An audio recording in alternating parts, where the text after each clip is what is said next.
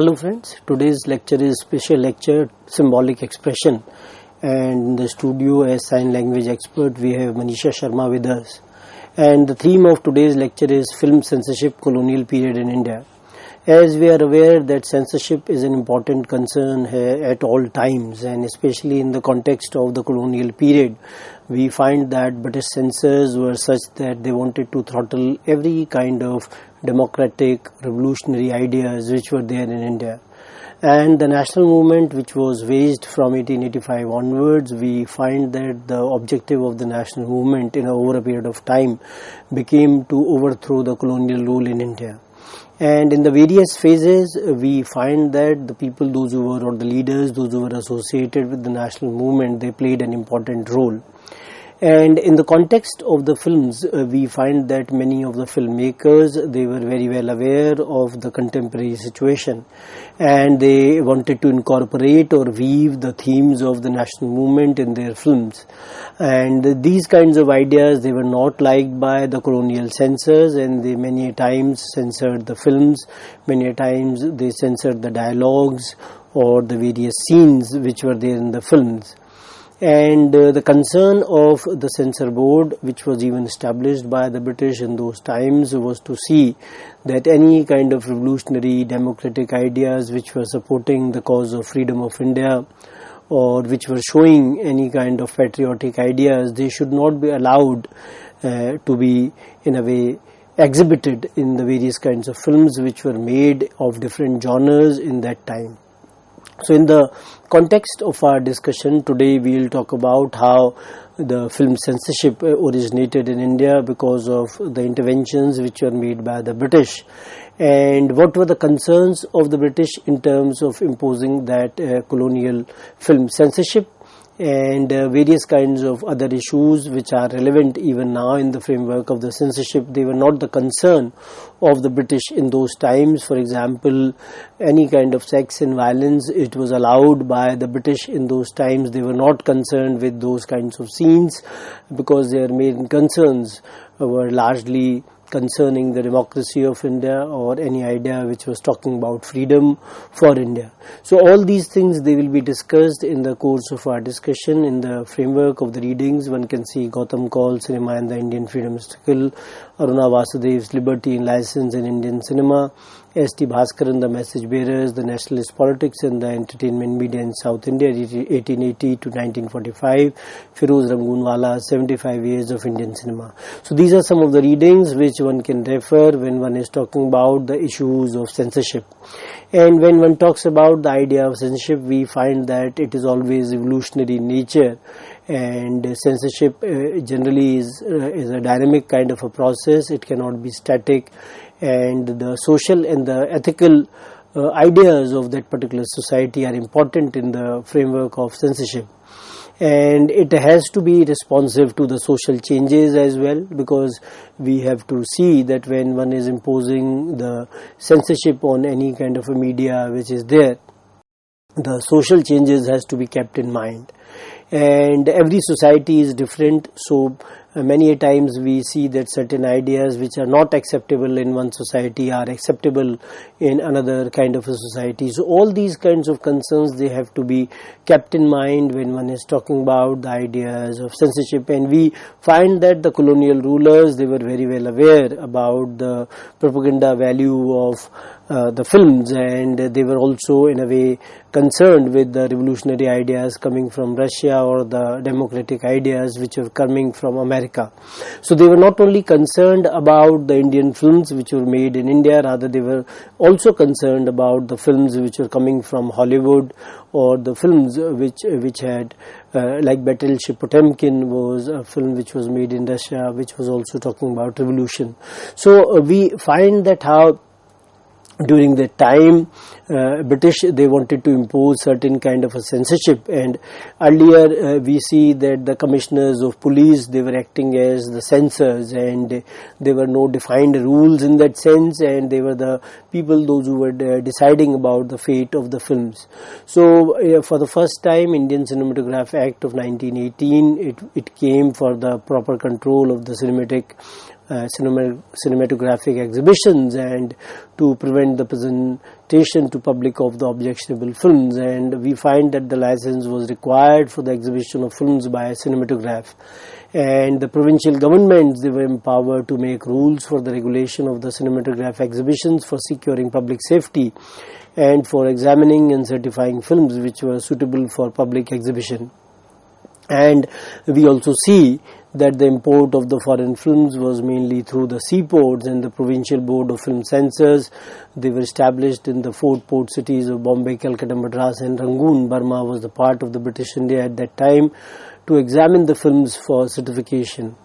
And we find that later the film industry also took roots in Lahore, and a separate censor board was established for Punjab in the year 1927. So we find that when this kind of an act came, this act in a way was devised because we find that earlier times there was lack of uniformity in the interpretation and the administration of the censorship policy which was adopted by the different boards of film censors. And we find that the films, if they were passed in one province, they were banned in another, and vice versa. So this was also happening. And sometimes the district magistrates, they banned exhibition of films even after the certification by a board of film censors. So we find that despite coming of the Indian Cinematograph Act in 1918, a number of anomalies they could be seen in the film medium as well. And when you talk about the Morley Minto reforms which came and how these Morley Minto reforms, they place cinema as a reserve subject with the provincial governors and the commissioners of police who were the chairman of the boards. And to guide the inspectors who were to examine films, Bombay Board drew a list of general principles patterned after the 43 rules framed by T.P. O'Connor, who was the chairman of the British Board of Film Censors. So we find that the most of the principles, they were with reference to violence and sex. And we also see that how when you talk about the colonial rulers, they were concerned with the image of the West depicted in the films and the projection of the Western values, costumes, manners in which the American films, they led to widespread criticism in the British press as well. And we find that how at official levels as well, people, they were concerned. And R.C. Evans, who was the editor of the Teacher World in London, he expressed in 1920 that I have it on most reliable authority that very proper use has so far been made of this means of propaganda in India, and that in few cases where it has been used, it has been employed for sinister purposes. So these were the kind of ideas, they were being in a way communicated by the people, those who were there in Britain. And we find that how in India W.F. Evans, he was a cinema expert, and how he was sent to in India to examine the state of cinema in India. And in his report he said that the existing board of censors, they were weak and inexperienced, and they suggested the higher government control over cinema.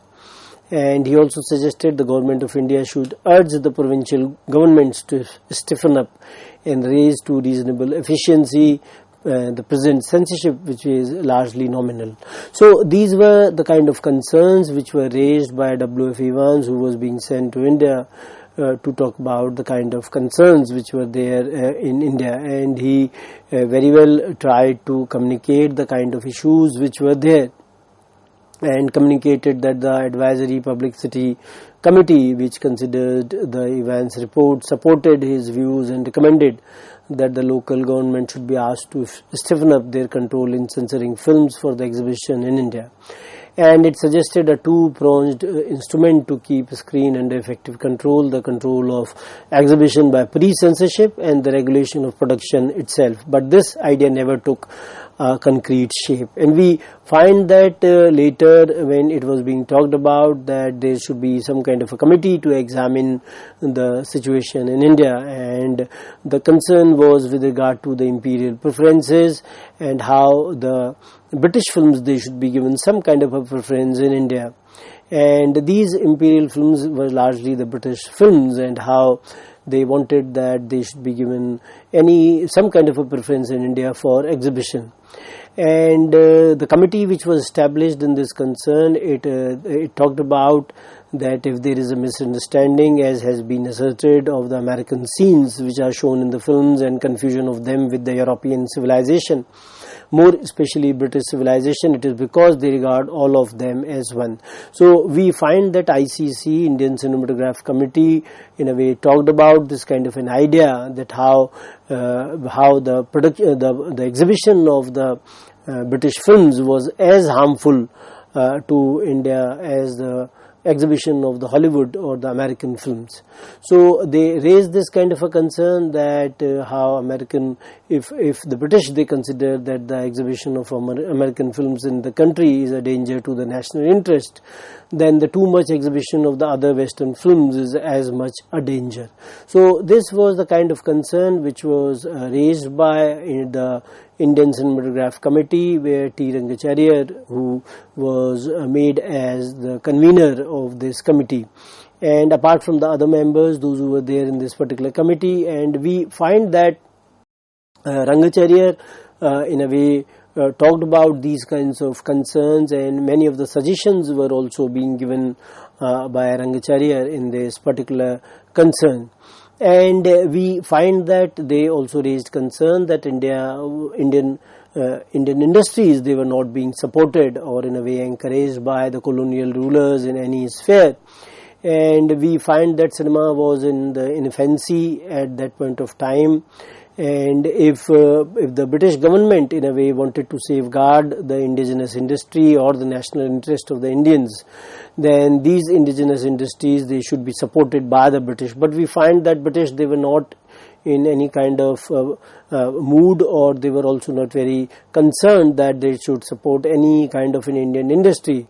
And we find that the witnesses which were called by the Indian Cinematograph Committee, they examined, which were examined by the committee, they considered censorship to be a necessity and only an effective method of preventing public exhibition of films which might demoralize the morals, hurt the religious sentiments, and incite the communal or racial hatred and frenzy.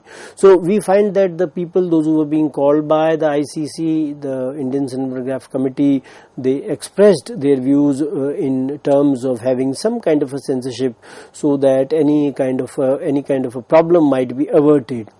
And we find that the Indian Cinematograph Committee concluded in that sense that if you talk about the effects of cinema on the society, then all these kinds of criticism, they were ill-founded and prejudiced in nature, and the principles and the method of censorship which was adopted by the boards were in every way adequate, and provided that they were intelligently and consistently applied. So they said that the way censorship was to be applied was a major concern, rather than questioning the methods which were being used in that sense.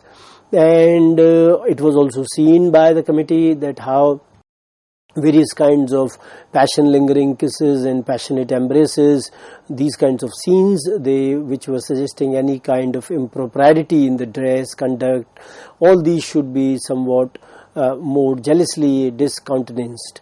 They should not be allowed to be exhibited, and because these kinds of scenes, they were not only harming the European interest and the Indian morals in particular, but they were also having some kind of a tendency to corrupt the morals of the adolescents of all the communities. So this is what ICC in a way talked about at that point of time. And we also see that the composition of the boards was not based on any objective consideration, and the members, they were nominated from among the more important social pressure groups, sometimes with little experience of local conditions and even less experience about the film medium as well. And we find that board members, they were supposed to represent some specialized sensitivity and became a prisoner of that constituency. So sometimes these things, they also happened, that we find that the excessive sensitivity of the censor board regarding the communal, racial, political and color considerations was to be seen. And the political implications, they loomed large behind the major censorship decisions. And when the government received this report, even after that, we find that no action was taken by the government in terms of the major recommendations of the report. And over a period of time, we find that the government was not happy with regard to the imperial preferences, which was not granted by the committee. Committee did not talk about the imperial preferences. So the government was not interested from this point of view. And we find that this kind of a doctrine of the imperial preferences, which was in a way supported by the government, and it was being rejected by the committee. So we find that the government also lost some kind of an interest in the various recommendations which were suggested by the committee. And we find that the report serves as a vital source to the students of the Indian film industry, and to unearth the vital details and information about cinema in the colonial regime. So the importance of the ICC, or the Indian Cinematograph Committee report, could be seen that how when it is being made available to the students of history, the people those who are interested in the film studies or film cinema research, then we find that how the concerns of that time, and it is a voluminous kind of a work which was done by them, bringing about so many witnesses, then examining them, and then in a way providing their suggestions with regard to the film medium.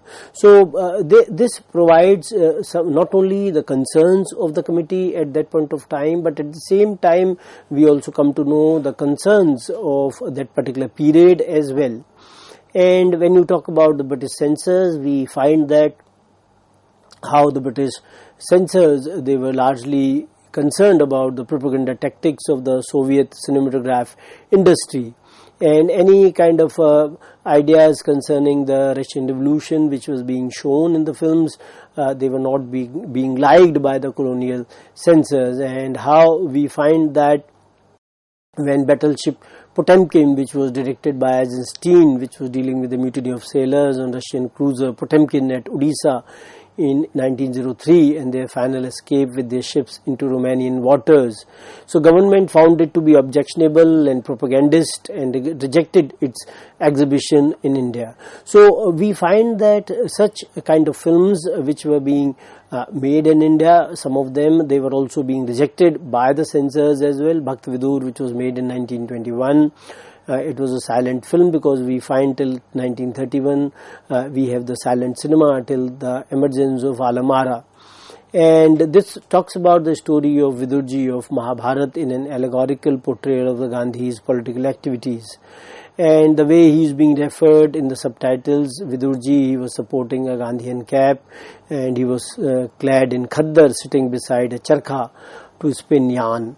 So all being powerful symbols of nationalist movement already. And when such kind of depictions they were being shown in the films, then they were not liked by the colonial censors. And we find that scholars, they have talked about certain scenes in these films, especially Bhakti Vidur. S.T. Bhaskaran writes that there were scenes recalling the recent political events in the province of Bombay, and the refusal of the peasants to pay the tax Kera 1918, and the evacuation of town by the people as protest against the government in Chirala in 1921. And the kind of references which were made in the films, we find that the loyal officers in the court of Dhritarashtra, who represented King Emperor in the film, they were awarded the Donkey Bahadur titles, which was an obvious spoof on the Diwan Bahadur titles which are given by the British.